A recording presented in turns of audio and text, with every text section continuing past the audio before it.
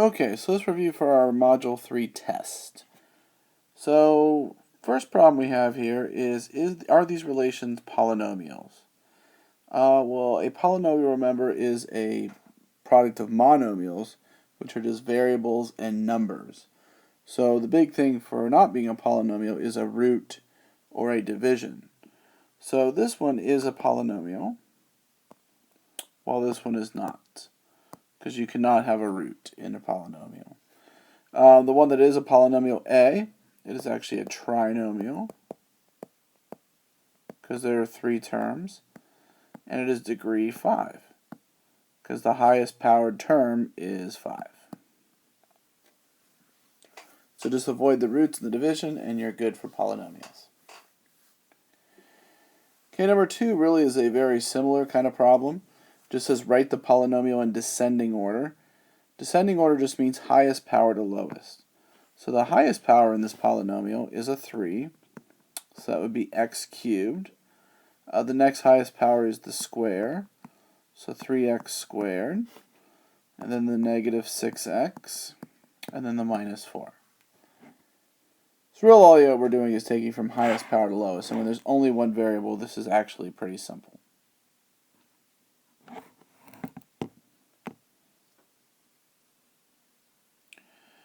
Okay, section 2 brought us some operations on polynomials, adding, subtracting, and multiplying polynomials. So if you remember what a sum was, we tried to add the like terms. So if I look at these two, the highest power I see is 3, and I don't see anything that matches that, so I'll just write that down, x cubed. The next biggest one I see is square, and I see a square term here and a square term there.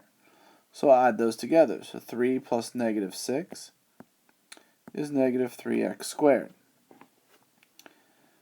Then we have the linear terms, which are negative 4x and negative x. So that put together would be negative 5x. And then, of course, just our numbers 1 and 4, which are 5.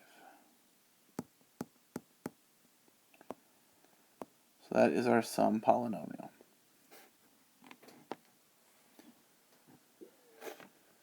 So in 4 we have the difference, which is very similar. The one thing we said about a difference is we try to turn it to addition. So what I'll do is I'm going to turn the subtraction into addition, and the way I do that is I'm going to distribute the negative. We're going to turn the subtraction to a negative 1, and we're going to distribute that to the second polynomial. So what that's going to do is that's just going to turn all these terms to the opposite sign. So negative x cubed plus 6x plus x minus 4. So now if we combine like terms, the highest power we have is the cube. So I'll just write that, negative x cubed. We have 2 square terms, 3x squared and 6x squared, which is 9x squared. Then I have negative 4x and positive 1x, which is negative 3x. Positive 1 and negative 4, which is negative 3. So nothing to it for adding and subtracting, just putting terms together. Okay, these next two deal with multiplying, which we remember is the distributing and the foiling and things like this. So if we look at 5, what we're really trying to do is FOIL or multiply everything by each term in the first into the second. So what we're going to do is I'm going to multiply x into all of these. And then I'm going to multiply 1 into all those, and then I'm going to combine and see what kind of things I'm left with. So if I multiply x by all those, x times x cubed is x to the 4th. X times 3x squared is 3x to the 3rd. X times negative x is negative x squared. And x times 8 is 8x. So that's everything multiplying the x into all of the second polynomial. The second was just multiplying 1. So if I multiply 1 by everything, I just get the second polynomial. Then I'll see what I can put together. I have no other force except for that one. I have two cubed terms. So that's plus 4x cubed. I have two square terms. Negative 1 and 3 is positive 2x squared. 8x minus 1x here is going to give me 7x. And then just the 8 at the end. So there you go. So just multiply everything in the first to the second. You know, you could short FOIL sometimes. That's the idea. So the last one in this multiply in this section 2 is really just a straight distribution problem, actually much easier than the one we just did. All we really have to do is distribute the 4x cubed. So we're just multiplying this to each term inside. So that's going to be 8x squared y cubed minus 48xy cubed. And these are not like terms because the variables don't all match. So really that's it, just distributing.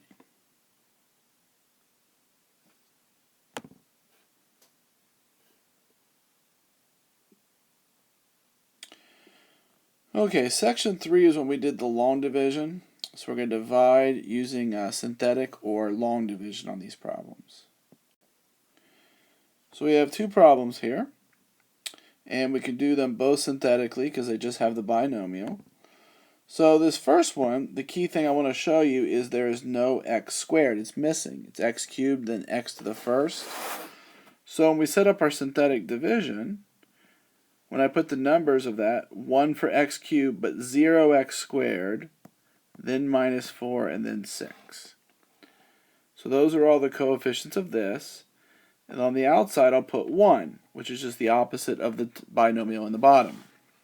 So if you remember how we did this, bring down the first term, which is 1. 1 times 1 is 1. 0 plus 1 is 1. 1 times 1 is 1. Negative 4 plus 1 is negative 3. 1 times negative 3 is negative 3. So we're left with a remainder of 3. So this kind of row of numbers on the bottom is our answer. Remember, we started with a cube, so our answer starts with 1 degree less, so that'd be a square. So our answer is 1x squared plus 1x minus 3. And this being our remainder, we always write the remainder over our divisor. So it'd be plus 3 over x minus 1.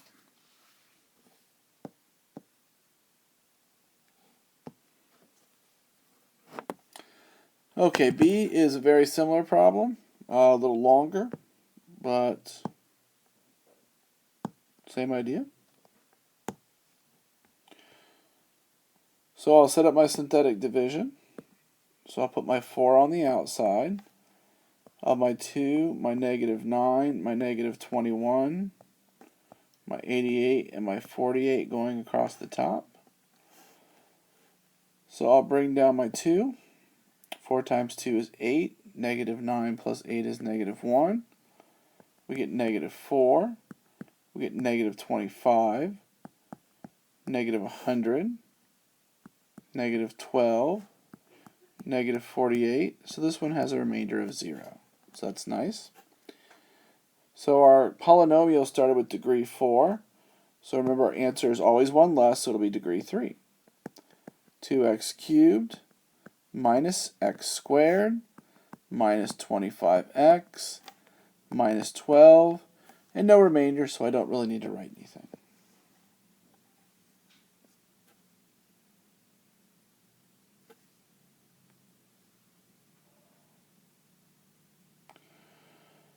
Okay, section 4 brought us to some factoring of polynomials. So if you look at all these polynomials we have here, we had lots of different ways to factor polynomials, so we'll just run through some of these methods. So the first thing I should always look for is if there is a GCF. Now this problem, x squared minus 6x minus 40, has no GCF. So I can look, there are 3 terms. So 3 terms, we use our box method. So I've got x squared here, negative 40 here. So I'll take the first and last term multiplied, which is negative 40. So I'm going to think of two things that multiply to negative 40 that add to negative 6. That is negative 10 and 4. And that sometimes takes some practice. So I'll put those in my other box. And then I'll just simply factor out of each row and column. So the first row I can take out an x. The second row I can take out a 4. The first column I can take out an x. And this column, which is the second column, I'm referring to this one, I'm going to take out negative 10, because remember we said if it's the first term is negative, take that out. So those are my two factors, x minus 10, x plus 4. So we did a lot of trinomial factoring, so hopefully that'll be okay.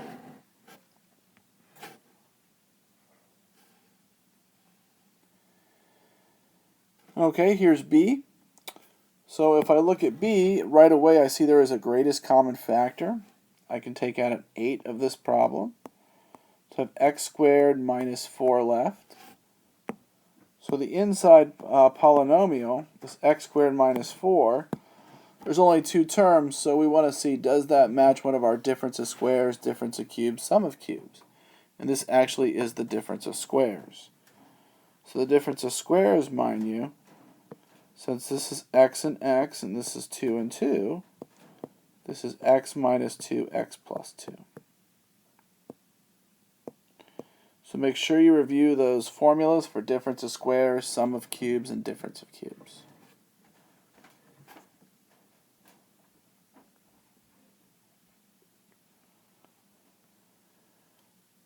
Alright, here's number C. So this is another trinomial similar to number A we did. But this one has a GCF. I see they all divide by 10, which I can take out. And they all have at least 2 x's, so I can take that out. So I'm left with x squared plus 2x plus 1. So my 10x squared, that's done. That's part of the factorization. So now I'm going to look at what's left and try to do my box factoring. This is actually a really easy one. So 1 times 1 is 1. Two things that multiply to 1 to add to 2 are 1 and 1. So when I make my box, x squared and 1, this would be x, this would be x. Take an x out, only a 1 out, and only a 1 out. So this polynomial that was highlighted in red is just simply x plus 1, but then I'll just bring down the 10x squared.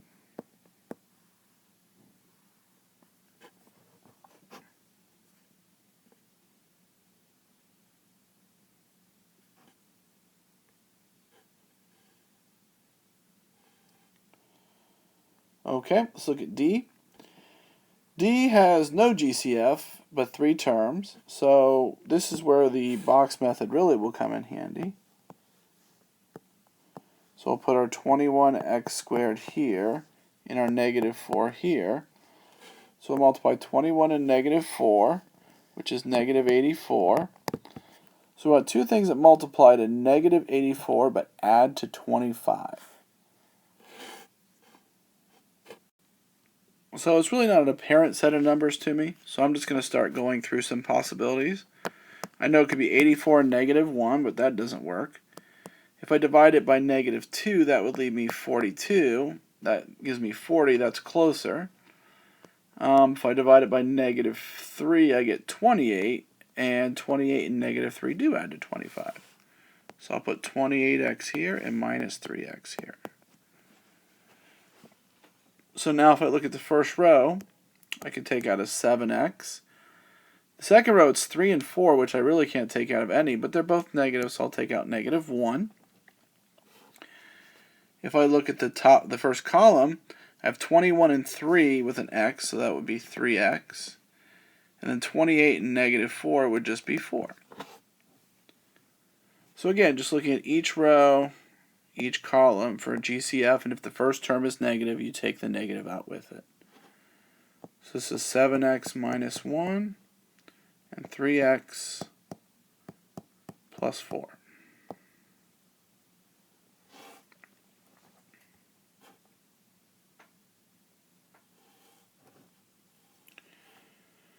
All right, e has only two terms, so this would be a difference of cubes. And the reason I know it's cube, well, namely has a cube. And this is a cube because it's 3y, 3y, and 3y. And 8 is a cube because it's 2, 2, and 2. So if you remember the difference of cubes formula, I'll write it here for you. A cubed minus b cubed. Factors is a minus b, a squared plus ab plus b squared. So if I just plug those in here, I can really get my factorization. So 3y minus 2. 3y squared is 3y times 3y, which is 9y squared. Plus ab, which is 3y times 2, which is 6y. Plus b squared, which is just 2 squared, which is 4. So the cube problems, although a little bizarre, you just really follow a formula.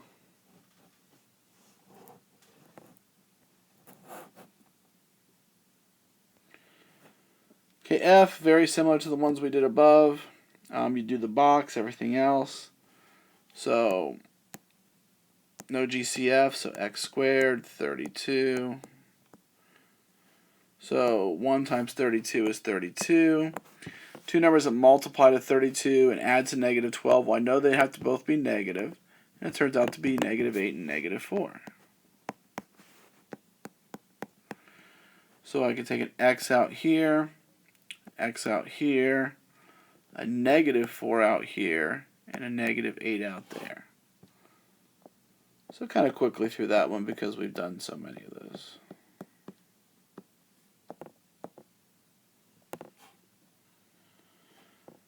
Okay, so that's kind of the first part of the chapter where we did polynomials. Then we took this kind of radical change to kind of doing radicals. So if you look at section 5, the big thing we had from there was simplifying with rational exponents. So if you see something like this, which is 4 to the 5 halves, one, you could put this in the calculator and see what it is. The idea is whatever this is down here, that is your root. So it's a 2, so it's a square root of 4. And then whatever's on top is going to be your power, so it's 5. So this is, you could put a 2 here, but we know square roots we typically don't have to. So the square root of 4 is 2, and then we raise that to the 5th. So 2 to the 5th is 2 times 2 times 2 times 2, 5 times, which is 32. So changing forms, knowing that the bottom number of the fraction is a radical, and the top is a power, really all you need to know.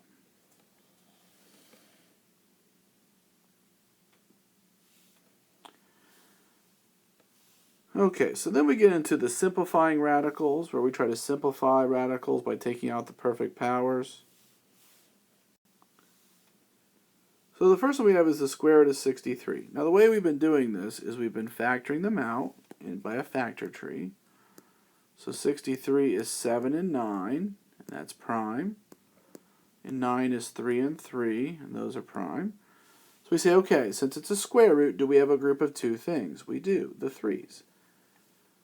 So when I write my root, anything that has a perfect group goes on the outside, so the 3 goes on the outside, and anything it doesn't stays on the inside, so the 7 stays on the inside.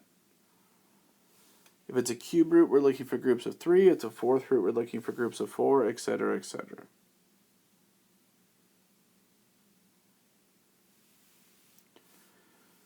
Speaking of that, here we have a cube root. So if I look at 125, that's 5 and 25. There's a prime. 5 and 5. So really 125 is just 3 5s. So since it's a cube root, I'm looking for a group of 3 things, and I have 3 5s. So there are no numbers left in because they all work out evenly. Now for the variables, again, we're looking for groups of 3. So a squared has no group of 3, so it just stays right there. Now as for b to the 5th, there is one group of 3 in there, so that one group comes out, and then I have 2 left over. So just write your radical sign, see what's a perfect group that comes out and what has to stay in. For numbers, variables, the whole 9 yards.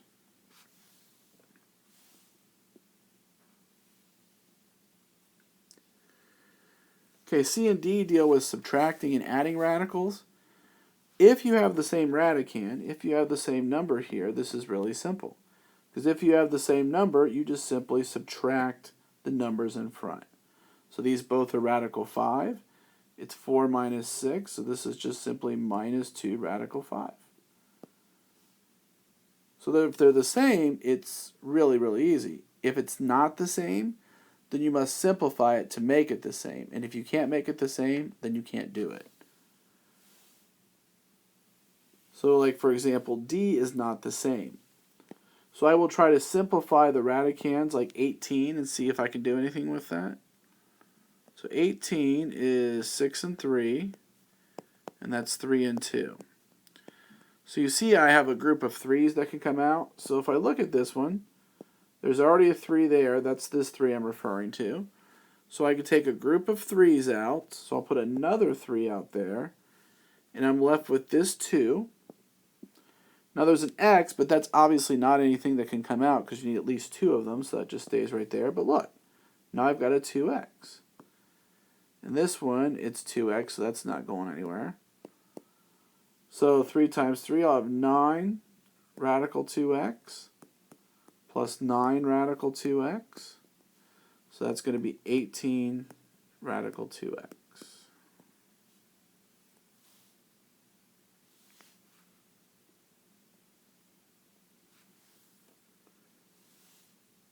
All right, so some other radical operations we've done. We've done multiplying radicals, and we've done dividing by doing the rationalization. So here's a pretty common multiplication problem. So you see we have 2 kind of binomial radical expressions. So hopefully what jumps out here to do for this is to FOIL. So 2 times 2 is 4. 2 times negative radical 5 is negative 2 radical 5. Inner is plus 2 radical 5. And outer is minus radical 25. Now, interestingly enough, these 2 inner terms go away. So I'm left with 4 minus radical 25. Well, the square root of 25 is just 5. So 4 minus 5 is negative 1. So these 2 radical expressions multiplied together just give me a constant. Doesn't have to be that way. Those radicals don't have to cancel out. They just happen to in this case.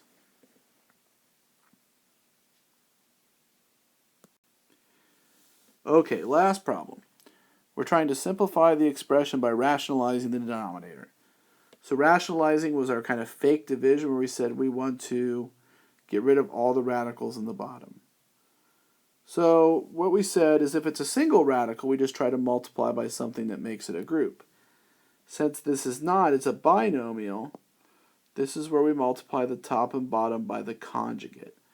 So the conjugate is the exact same thing as the bottom, except for I will change the sign in the middle. So it was 1 minus radical 3, so now I'll make it 1 plus radical 3. So on the top, I'll distribute to 12. So 12 times 1 is 12. 12 times radical 3 is 12 radical 3. And on the bottom, I'm going to FOIL. 1 times 1 is 1. 1 times radical 3 is positive radical 3. 1 times negative radical 3 is minus radical 3. And then negative radical 3 times radical 3 is negative radical 9. So those cancel very nicely. So the top becomes 12 plus 12 radical 3. And the bottom becomes 1, and square root of 9 is 3, so it's 1 minus 3. So it's 12 plus 12 radical 3 over negative 2. This would be a fine answer, but we said if we look at all these numbers, if they're all divisible by the same thing, we should divide it. So I'll divide them all by negative 2. So 12 divided by negative 2 is negative 6. And 12 divided by negative 2 would be negative 6 with the radical 3.